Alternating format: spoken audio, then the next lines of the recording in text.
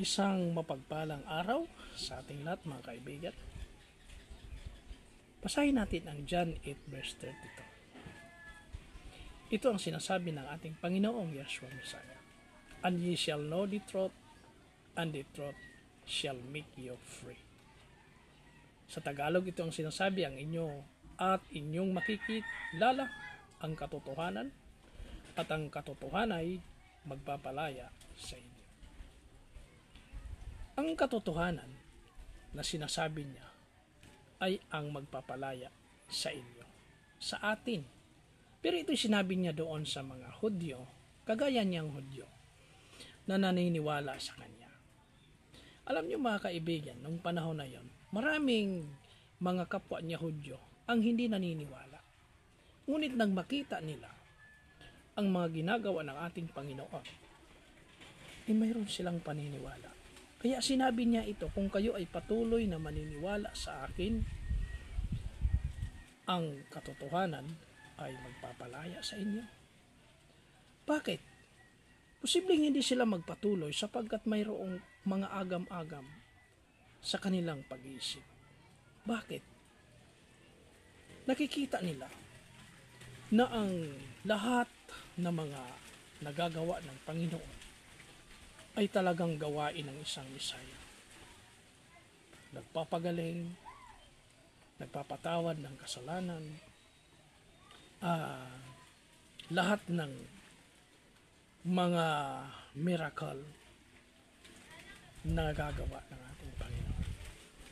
Nandoon na sa Kanya ang kanilang agam-agam ay saan ba siya nanggaling?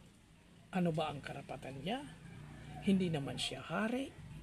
Hindi naman siya pinanganak sa prominenteng pamilya.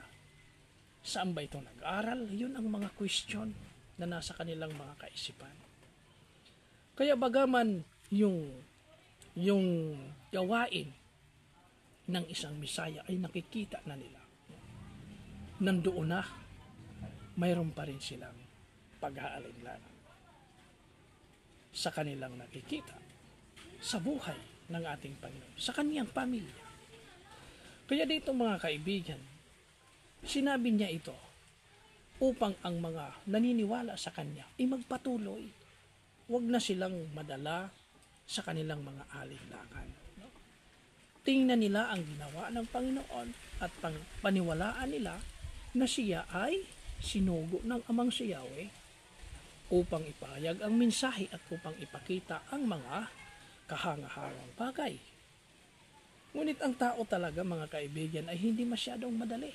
Titingnan muna nila ang iyong record sa buhay dito sa sanlibutan upang sila ay maniwala.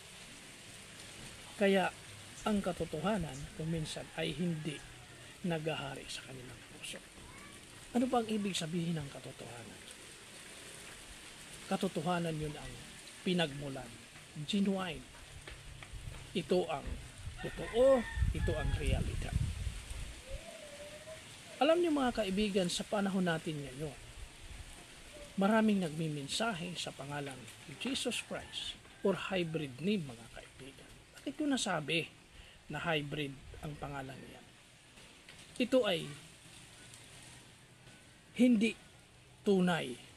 Ang tunay ay Yeshua Messiah. Bakit? Sapagkat ang ating Panginoon ay siyang ipinanganak bilang isang Hudyo, Hebreo, at yon ang mensahe na ipinadala ng Ama kay Gabriel papunta sa naging ina ng Panginoon dito sa sanlibutan na si Miriam o si Maria. Kaya dito mga kaibigan, isa yan sa aking tinutukoy na dapat punta tayo doon sa katotohanan. At ang katotohanan ang magpapalaya sa ating pag-aalinlangan. Kaya tayo tumatawag, ako ginagamit ko ang pangalang Yeshua Messiah sapagkat ako ay naniniwala sa katotohanan na kahit ano ang mangyari, ang katotohanan ay hindi mababaliwala.